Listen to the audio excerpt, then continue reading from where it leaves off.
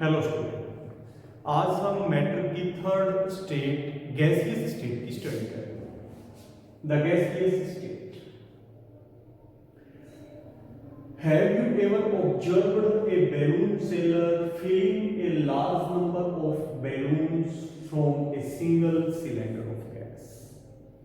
आपने ये ऑब्जर्व किया है कि एक बैलून सेलर जो है एक गैस सिलेंडर से, एक सिंगल गैस सिलेंडर से बहुत से बैलून्स जो है उनको फिल करता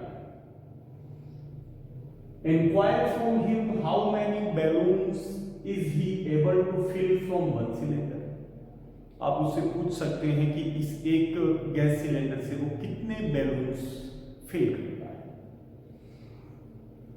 अब इस गैसियस स्टेट को एक्सप्लेन करने से पहले हम एक एक्टिविटी परफॉर्म करेंगे। Activity 1.11। Take 300 ml syringe and close their nozzle by rubber coat as shown in figure 1.4। आपको 100 ml के 3 सिरिंज लेने हैं, ठीक है। इनकी क्वांटिटी कितनी हो, 100 ml। ऐसे कितने सिरिंज आपको लेने हैं, 3 सिरिंज लेने हैं। और इन तीनों सिरिंज का ये जो नोजल है जहां पे आप नीडल लगाते हैं उसको आप रबर कोट से क्या कर देंगे, क्लोज कर देंगे, ठीक है। Remove the pistons from all the syringe. अब सभी सिरिंज का ये जो पिस्टन जिससे हम उसके अंदर का लिक्विड जो है उसे इंजेक्ट करते हैं, सभी तीनों सिरिंज के इस पिस्टन को हम रिमूव कर देंगे। Leaving one syringe untouched, fill water in second and pieces of chalk in third। अब तीनों सिरिंज में क्या करेंगे, एक को आप अनटच्ड छोड़ेंगे, उसमें कुछ भी नहीं डालेंगे, मींस उसमें एयर फिल। सेकंड में आप वाटर फिल करेंगे और थर्ड में आप चोक का पाउडर फिल करेंगे। Insert the pistons back into the syringe.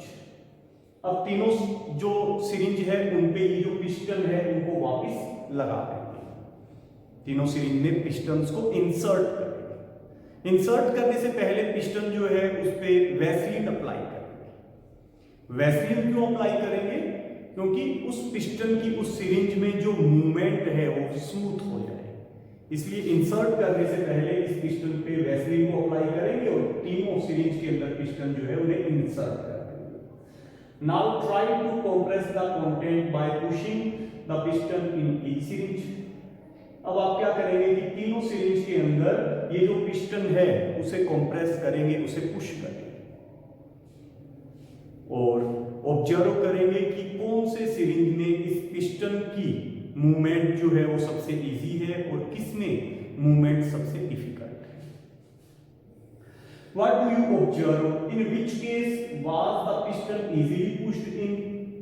What do you infer from your observations? क्या आपके ऑब्जर्वेशंस होंगे कि फर्स्ट सिरिंज जिसे आपने अनटच्ड छोड़ दिया, जिसमें एयर भरी है, उसमें अगर हम पिस्टन को प्रेस करेंगे तो उसमें जो पिस्टन है वो सबसे इजी क्या करेगा, पुश होगा, सबसे इजी मूव करेगा। फिर सेकंड जिसमें आपने वाटर डाला है उसका पिस्टन जो है वो फर्स्ट के कंपैरेटिवली थोड़ा उसकी जो मूवमेंट है वो थोड़ी हार्ड होगी, आप कहेंगे कि वो उसके कंपैरेटिवली जो है वो कंप्रेस होगा। और थर्ड सिरिंज जिसमें आपने चोक का पाउडर भरा है उसमें उस पिस्टन को मूवमेंट के लिए, पिस्टन की मूवमेंट के लिए आपको बहुत ज्यादा उसे कंप्रेस करना पड़ेगा। क्लियर है? फर्स्ट में अनटच्ड छोड़ा था तो वहां पे एयर मींस गैस थी जिसको हमने इजीली क्या कर दिया था, कंप्रेस कर दिया था। सेकंड में वाटर यानी लिक्विड था, उसको भी हमने कंप्रेस किया लेकिन इसकी कंप्रेसिबिलिटी एयर मींस गैस से थोड़ी कम थी। थर्ड में हमने चोक पाउडर सॉलिड लिया था जिसको हम कंप्रेस नहीं कर पाए थे या उसकी कंप्रेसिबिलिटी क्या थी, नेग्लिजिबल। क्लियर है? ये हमारी यहाँ पर एक्टिविटी से हमने तीनों स्टेट की, मैटर की तीनों स्टेट्स की कंप्रेसिबिलिटी चेक की। We have observed that gases are highly compressible as compared to solid and liquid। ये हमने इससे कंक्लूजन निकाल लिया, सॉलिड और लिक्विड के कंपैरेटिवली गैसेस जो है इजीली हम उन्हें कंप्रेस कर सकते हैं, इनकी कंप्रेसिबिलिटी मैक्सिमम होती है। अब इसकी इनकॉम्प्रेसिबिलिटी, हाईली कॉम्प्रेसिबल होने के क्या बेनिफिट्स हमें हैं? इसका क्या बेनिफिट्स है? The liquefied petroleum gas LPG cylinder that we get in our home for cooking और oxygen supplied to hospitals in cylinders is compressed gas. हमारे घरों के अंदर कुकिंग गैस के फॉर्म में हम एलपीजी का यूज करते हैं। उस एलपीजी को किस में फिल किया जाता है? बहुत ज्यादा प्रेशर के साथ में, क्योंकि गैसेस कंप्रेसिबल है, इजीली हम उन्हें कंप्रेस कर सकते हैं। तो हाईली कंप्रेस्ड करके, उन्हें बहुत ज्यादा कंप्रेस करके और उन्हें किस में फिल कर दिया जाता है? सिलेंडर के अंदर। इसी तरीके से हम कह सकते हैं कि हॉस्पिटल के अंदर जो सिलेंडर है, ऑक्सीजन के सिलेंडर है, उनमें भी ऑक्सीजन को कंप्रेस करके और किस में फिल कर दिया जाता है? सिलेंडर के अंदर। तो हाईली कंप्रेसाइबल है, इनकी कंप्रेसिबिलिटी ज्यादा है, इसलिए हम इन्हें कंप्रेस करके और छोटे से सिलेंडर के अंदर, मींस ज्यादा अमाउंट की, ज्यादा वॉल्यूम की गैस को हम कंप्रेस करके और एक छोटे सिलेंडर के अंदर फिल कर सकते हैं, जिससे इनका ट्रांसपोर्टेशन काफी इजी हो जाए। अगर हम इन्हें गैसियस फॉर्म में ही ट्रांसपोर्ट करें या इनको स्टोर करें तो इनके लिए हमें बड़े कंटेनर की, बड़े सिलेंडर की जरूरत पड़ेगी, जिनका ट्रांसपोर्टेशन बहुत डिफिकल्ट होगा। इसलिए क्या करते हैं, इन्हें कंप्रेस करके ज्यादा वॉल्यूम की गैस को एक छोटे से सिलेंडर के अंदर हम फिल कर लेते हैं और इनका ट्रांसपोर्टेशन बड़ा ही इजी हो जाता है।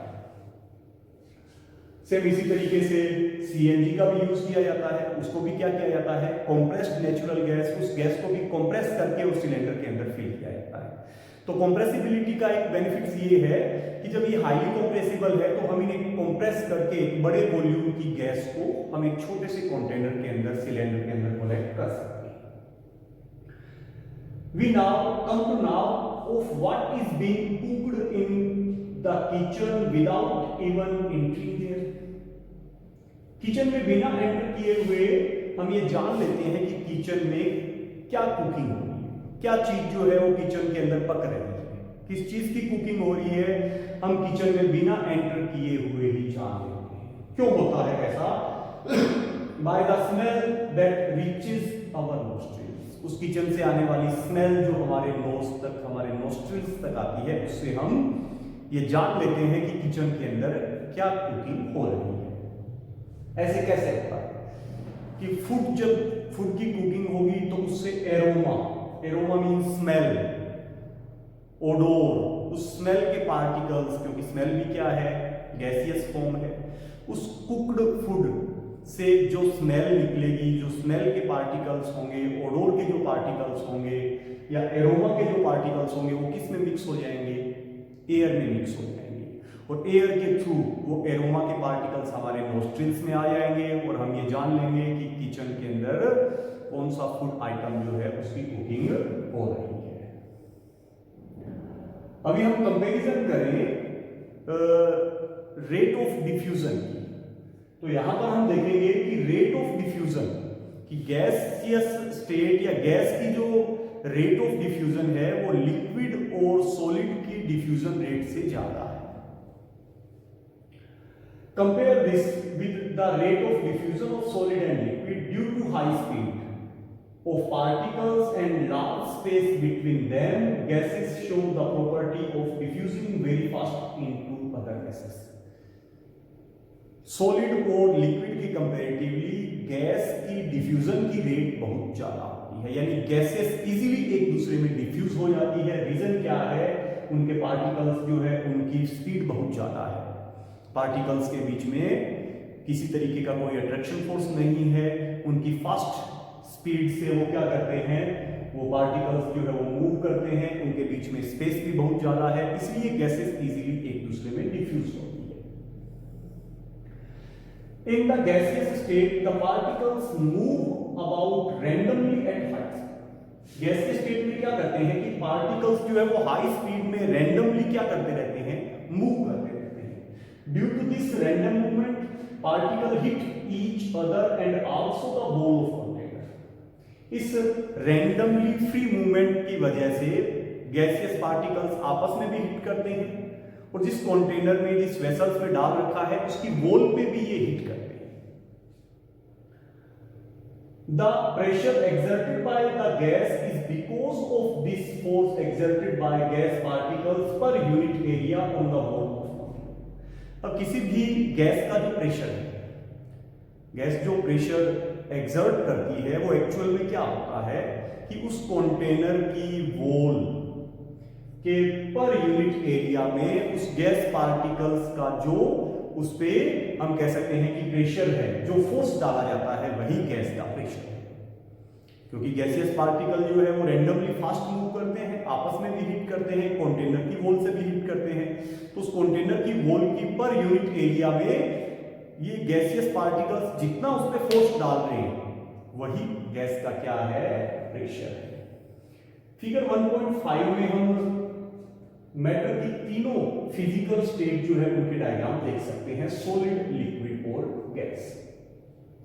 सॉलिड में अगर आप देखें तो पार्टिकल्स जो है वो बिल्कुल एक दूसरे के क्लोज है, एक अरेंजमेंट में, एक सही तरीके से हम कह सकते हैं ऑर्डर में अरेंज्ड है, इनके बीच में जो स्पेस है वो भी बहुत कम है और इनके बीच का अट्रैक्शन फोर्स बहुत ज्यादा है। इस कंडीशन में ये फ्री मूव नहीं कर सकते, ये सिर्फ अपनी पोजीशन पे वाइब्रेट कर सकते हैं। अगर हम लिक्विड को देखें तो सॉलिड के कंपैरिजन में इनके पार्टिकल्स के बीच में स्पेस ज्यादा है, मींस अट्रैक्शन फोर्स थोड़ा वीक है, ये क्या कर सकते हैं, मूवमेंट कर सकते हैं। और अगर हम गैसियस स्टेट को देखें तो इसके पार्टिकल्स एक दूसरे से बहुत ज्यादा डिस्टेंस पे हैं, पार्टिकल्स के बीच में कोई हम कह सकते हैं कि अट्रैक्शन फोर्स नहीं है, इसीलिए इनकी रैंडमली फ्री और फास्ट मूवमेंट जो है वो होती है। तो ये हमने आज मैटर की third physical state, gaseous state की स्टडी की।